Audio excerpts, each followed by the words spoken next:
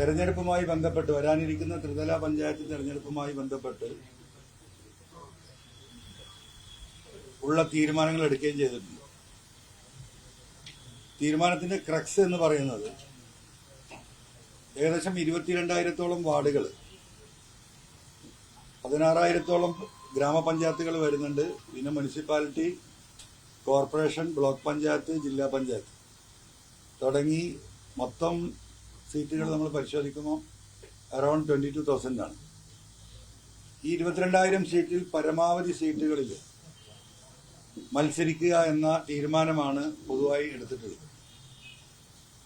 നമുക്കറിയാം, ത്രിതല പഞ്ചായത്ത് തെരഞ്ഞെടുപ്പ് എന്ന് പറയുന്നത് കോർപ്പറേഷനും ജില്ലാ പഞ്ചായത്തും ഒഴികെ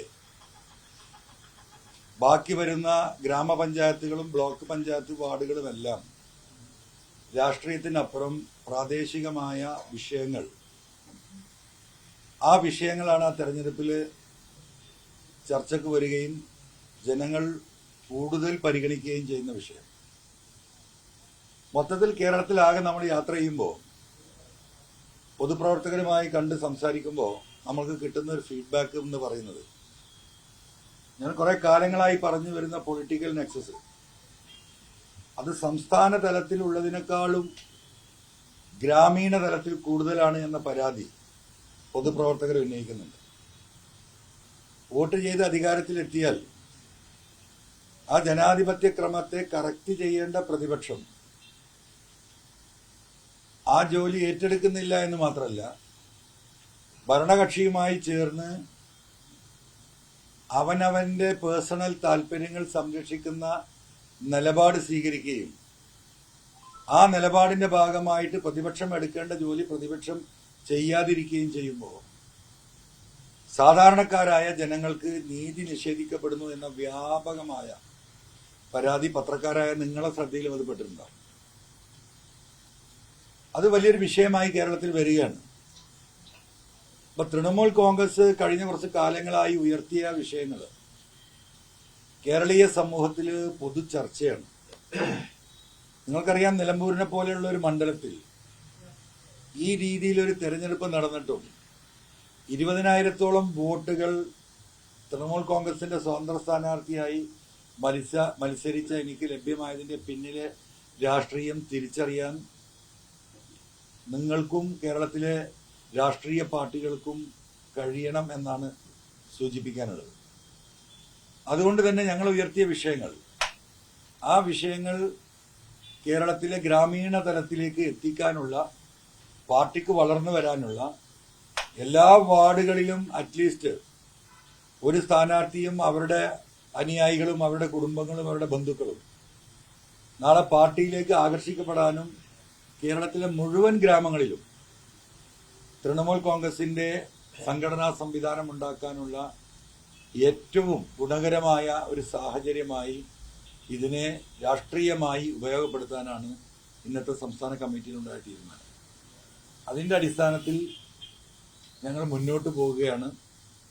ഒരു രാഷ്ട്രീയ പാർട്ടിയുടെയും വാതിൽ പോയി തൽക്കാലം മുട്ടാനോ ആ കാര്യങ്ങൾ ചർച്ച ചെയ്യാനോ ഞങ്ങൾ നിൽക്കുന്നില്ല. പ്രാദേശിക തലത്തിൽ നമുക്കറിയാം, ഇപ്പൊ കൊച്ചി, നമ്മൾ ഈ പത്രസമ്മേളനം നടത്തുന്ന കൊച്ചിയിലാണ്.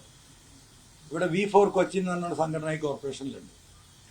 കഴിഞ്ഞ തെരഞ്ഞെടുപ്പിൽ ഞാൻ മനസ്സിലാക്കുന്നത് 13-14% വോട്ട് നേടിയ, ഒട്ടുമിക്ക ഡിവിഷനുകളിലും മത്സരിച്ച ഒരു സാമൂഹിക സാംസ്കാരിക സംഘടനയാണ്. അതൊരു ഉദാഹരണമാണ്.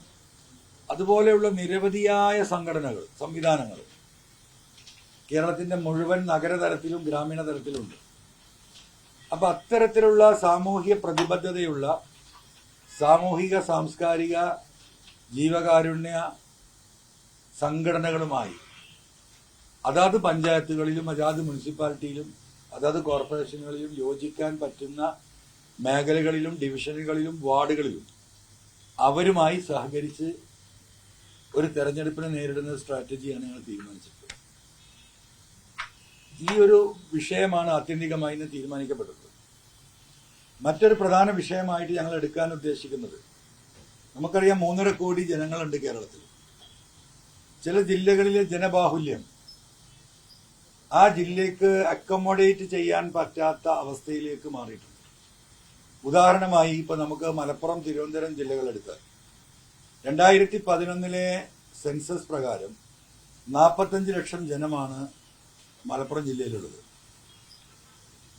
സെൻസസ് ഡിപ്പാർട്ട്മെന്റ് കണക്ക് പ്രകാരം 13.5% ജനസംഖ്യ ഇൻക്രീസിന്റെ റേഷ്യോ.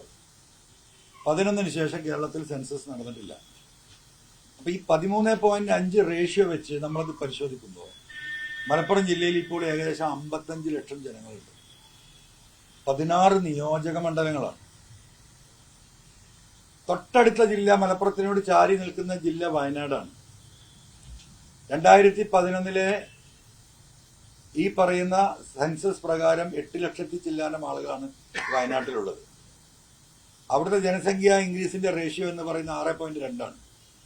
അത് വെച്ച് നമ്മൾ കണക്കൂട്ടുമ്പോൾ ഏകദേശം 11.25 ലക്ഷം ജനങ്ങളാണ് വയനാട്ടിലുള്ളത്.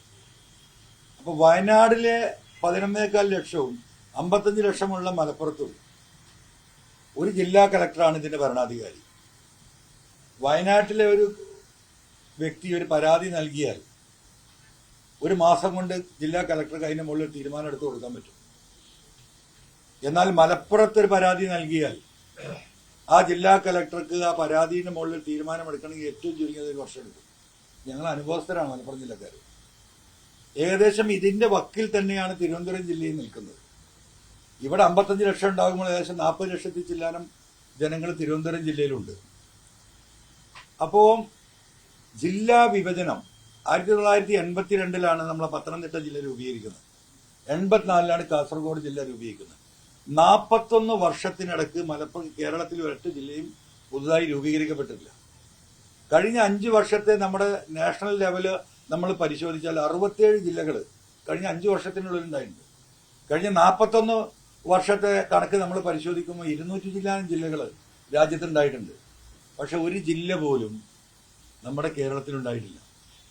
അപ്പോൾ ഞാൻ ആദ്യം സൂചിപ്പിച്ചതുപോലെ തന്നെ 11 ലക്ഷം പറയുന്ന വയനാട്ടുകാർക്ക് ഒരു മെഡിക്കൽ കോളേജാണ് ചികിത്സിക്കാൻ. 55 ലക്ഷമുള്ള ആളുകൾ മലപ്പുറത്തുകാർക്കും ചികിത്സിക്കാൻ ഒരു മെഡിക്കൽ കോളേജാണ്.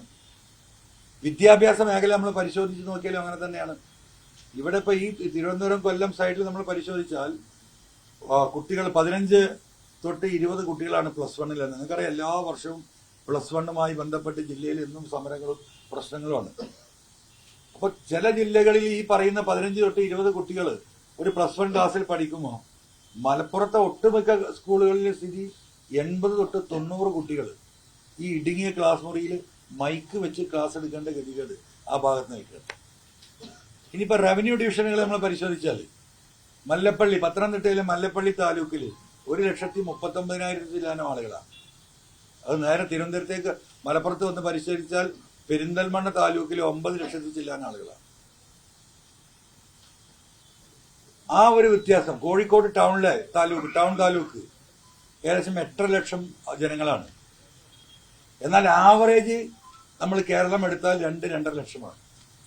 അപ്പൊ വലിയ അനീതി ഇതിൽ നടമാടിക്കൊണ്ടിരിക്കുകയാണ്. മറ്റൊരു വസ്തുത, നമ്മുടെ ഇന്ത്യയിലെ 8 സംസ്ഥാനങ്ങൾ, അതിന്റെ ഡീറ്റെയിൽസ് ഒക്കെ നമ്മൾ എന്താ പറയുക ബുക്ക് ഫോർമാറ്റിൽ വരുന്നുണ്ട്. 8 സംസ്ഥാനങ്ങളിലെ ജനസംഖ്യ 40 ലക്ഷത്തിന് താഴെയാണ്. ഒരു സംസ്ഥാനത്തിന്റെ ജനസംഖ്യ 40 ലക്ഷത്തിന് താഴെ. അവിടെ സെക്രട്ടേറിയറ്റ് ഉണ്ട്, മുഖ്യമന്ത്രിമാരുണ്ട്, ജില്ലാ കളക്ടർമാരുണ്ട്, മന്ത്രിമാരുണ്ട്, സംവിധാനങ്ങളുണ്ട്. ഒരു സ്റ്റേറ്റിൽ 40 ലക്ഷത്തിന് താഴെ നിൽക്കുമ്പോഴാണ് ഒരു ജില്ലയിൽ 55 ലക്ഷം. 6 കേന്ദ്രഭരണ പ്രദേശങ്ങൾ 25 ലക്ഷത്തിന്റെ താഴെയാണ്. നമ്മൾ തൊട്ടടുത്ത സംസ്ഥാനം തമിഴ്നാട്, കർണാടക എടുത്താൽ ആവറേജ് 18 തൊട്ട് 17 തൊട്ട് 19 ലക്ഷം ആളുകളാണ് ഈ പറയുന്ന ഒരു ജില്ലയിലുള്ളത്. പക്ഷേ നമ്മുടെ ഇവിടെ ഈ പറയുന്ന ജില്ലകൾ വിഭജിക്കപ്പെടാത്തത് കൊണ്ട് വലിയ അനീതി നടപ്പാകുകയാണ്.